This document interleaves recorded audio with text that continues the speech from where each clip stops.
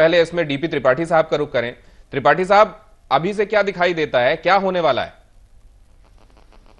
देखिए, पहली बात तो जो गठबंधन पे आप बहस कर रहे हैं और गंभीर बहस उस पे हो नहीं रही है देश में, बिना ये जाने कि दुनिया के 74 देशों में 74 गठबंधन सरकारें हैं, जिसमें अकेले यूरोप में 35 देशों में कोलिशन गवर्नमेंट है, एशिया में 18 में है। तो ये तमाम जगह मैं गिना सकता हूं, आपका समय नहीं लेना चाहता। तो गठबंधन आज की राजनीति की हमारी राष्ट्रीय स्तर पर ही नहीं, विश्व स्तर पर मानक बन गया है और उस कोलिशन में सबको साथ लेकर चलना पड़ता है।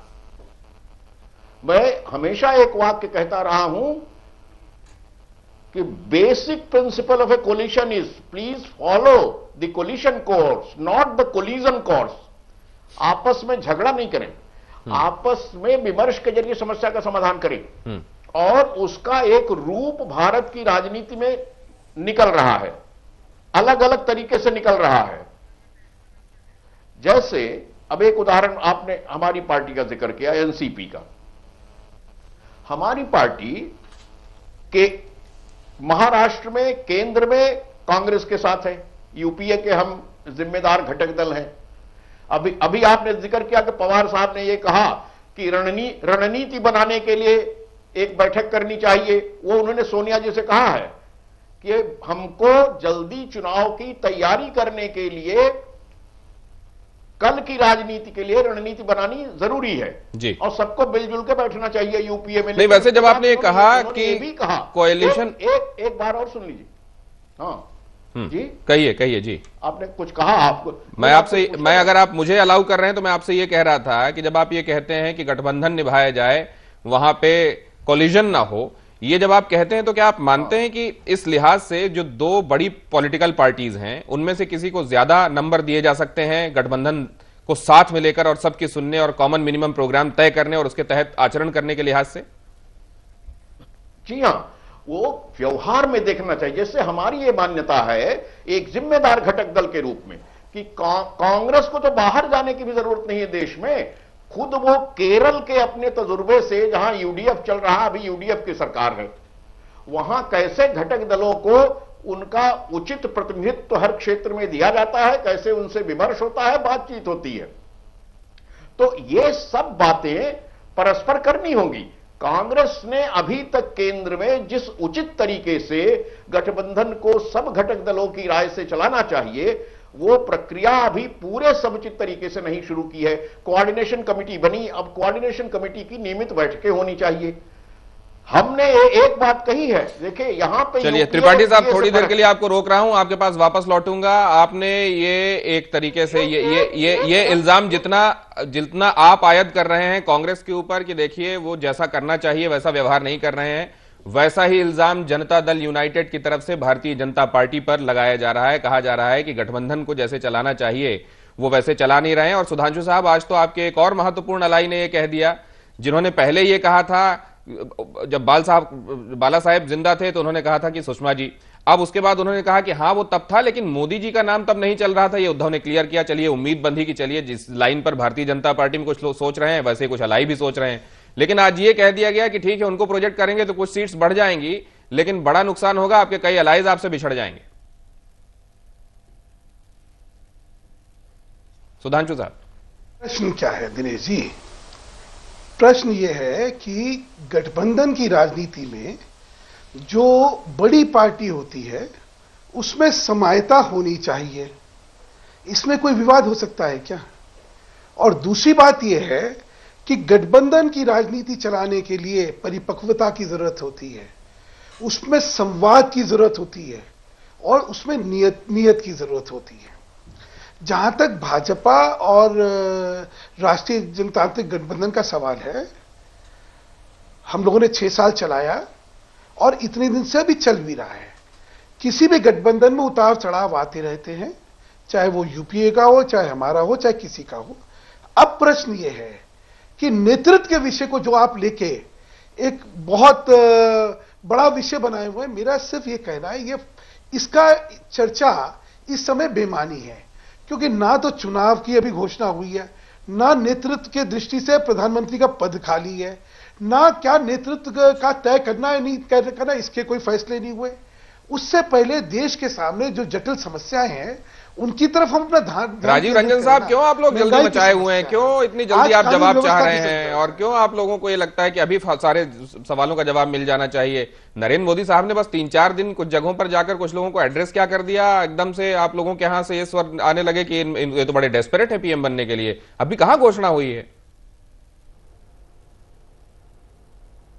नहीं, हमने तो काफी लंबा समय भी दिया है, और सबसे बड़ी बात है कि नीतीश कुमार जी ने जो बातें कही हैं वो कहीं कोई अप्रत्याशित कोई स्थिति नहीं थी।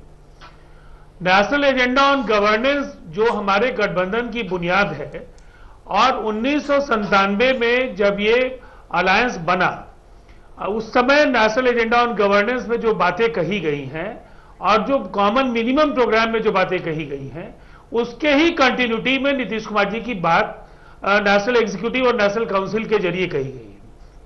मुझे ऐसा लगता है कि पारदर्शिता गठबंधन के लिए एक जरूरी राजीव साहब, लेकिन वृषण पटेल साहब ये क्यों कहते हैं कि अब तो अब टूटा कि तब टूटा, अब ये सिर्फ वक्त की बात है?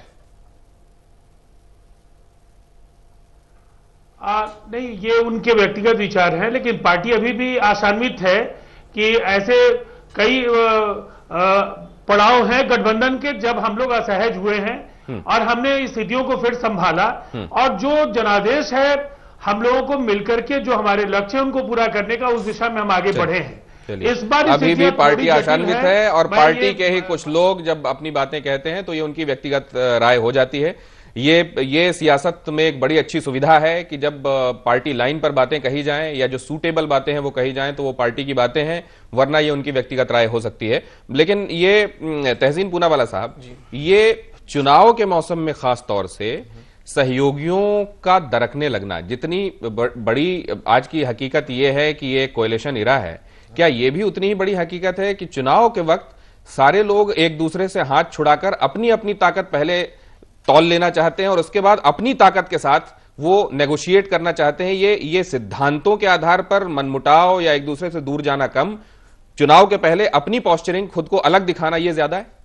ये बिल्कुल सही है, और ये दुनिया भर में ऐसे ही होता है। जैसे कि अगर आप देख ले यूके का एग्जांपल, जैसे डीपी त्रिपाठी साहब दे रहे थे, जो आज यूके में गवर्नमेंट है, वो एक दूसरे का विरोध कर रहे थे, चुनाव एक दूसरे के विरुद्ध लड़ा, और फिर जब किसी को मेजॉरिटी नहीं मिली, उन्होंने गठबंधन कर दिया यूनाइटेड किंगडम में। तो ये तो एक पॉस्चरिंग होता है, राजनीति में पॉस्चरिंग तो होता है।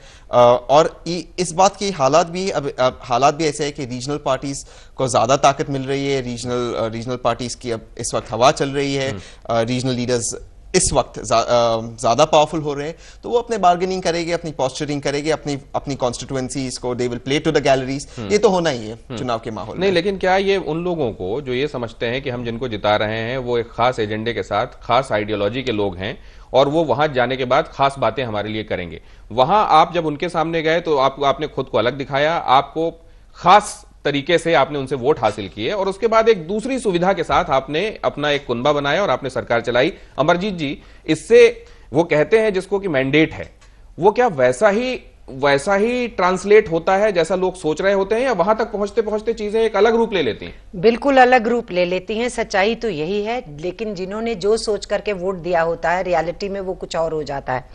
मैं ये भी कहना चाहूंगी कि चाहे बीजेपी बार बार ये कहे कि संसदीय बोर्ड तय करेगा, लेकिन मोदी जी ने अपने आप को सामने रख दिया है, जो बीजेपी के लिए यहाँ अब गले में हड्डी तो अटक चुकी है। और मैं ये भी मानती हूँ कि कोई संसदीय बोर्ड नहीं तय करने वाला, नागपुर से ये तय होगा, आरएसएस के हेडक्वार्टर से, कि कौन होगा कौन नहीं होगा।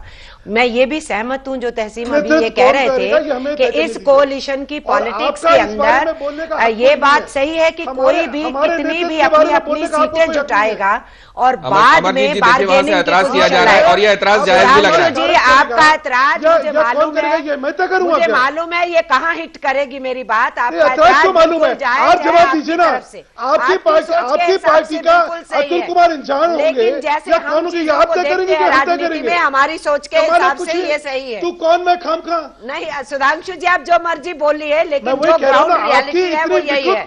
वो पुराना जमाना चला गया जब बीजेपी वाले कहते थे हमारा आरएसएस से लेना देना नहीं। आपके नेता इसी अमरजीत जी, पैनल डिस्कशंस में मैं आके कह रहा हूं ना, बोलते आपकी हैं विकृत कि जो मानसिकता आरएसएस है। कहेगी आप हम अपने वही घर की मानेंगे। बात करिए भाई, वो पुराना आपके यहाँ का जमाना चला नेतृत्व गया कौन तय करेगा? सुधांशु आप तय करेंगे या हम तय इसलिए करेंगे? ये बात बिल्कुल हमारा सही है, नेतृत्व हम जो तय अभी करेंगे, कही गई आप अपना करिए। कि आप वेरियस कौन होते पॉलिटिकल बोलने वाले हमारे पार्टीज नेतृत्व में? अपनी मसल्स दिखाने चाहती हैं, अपने अपने एमपीज जिताना चाहती हैं और बाद में It should- कोलिशन आपको अपनी पॉलिटिक्स में सीमाएं कौन कहीं कितना मालूम कहां होनी पर चाहिए। जाएगा आप उसको राजनीति देखना में चाहती एक है। वरिष्ठ- इसलिए ये जो आप एक जदयू वरिष्ठ और राजनीतिक बीजेपी के व्यक्ति अंदर हैं। भी अपनी लड़ाई सीमाएं दिखाई समझिए जा आप। रही है, सुधांशु जी ये भी आपकी नूरा कुश्ती चल रही है जदयू की और आपकी तरफ से। अल्टीमेटली बिहार की सिचुएशन में मैं आज ही बिहार से लौटी हूँ, ये कोई टूटता हुआ गठबंधन नजर नहीं आ रहा है, लेकिन जो लोग किन्हीं पर्टिकुलर वोट बैंक्स को साथ रखना चाहते हैं उनके लिए कुछ मजबूरियां हैं, कुछ बातों को सामने रखना चाहते हैं, ये सब कुछ वही चल अरविंद रहा है। साहब का नजरिया रहता है। अरविंद साहब का रुख करेंगे एक छोटे से। साहब इस सबके बीच होता क्या है? लोग अपना एक मन बनाते हैं चुनाव के पहले, वो एजेंडे देखते हैं, वो चेहरा देखते हैं, वो किसी में नेतृत्व की क्षमता देखते हैं, ये सब बातें होती हैं। लेकिन यहाँ एक दूसरी बात भी चल रही होती है अंडर करेंट्स में, और बाद में जो अंडर करंट और कॉम्प्रोमाइज कैंडिडेट्स होते हैं ये कहीं मुख्य भूमिका में आ जाते हैं, तो बाकी सारी बातें डाइल्यूट हो जाती हैं व्यावहारिकता में। नहीं, सबसे बड़ा उदाहरण खुद बीजेपी है कि राम मंदिर के बाद उसने राम मंदिर 370 और कॉमन सिविल ये सब चीजें छोड़ दी।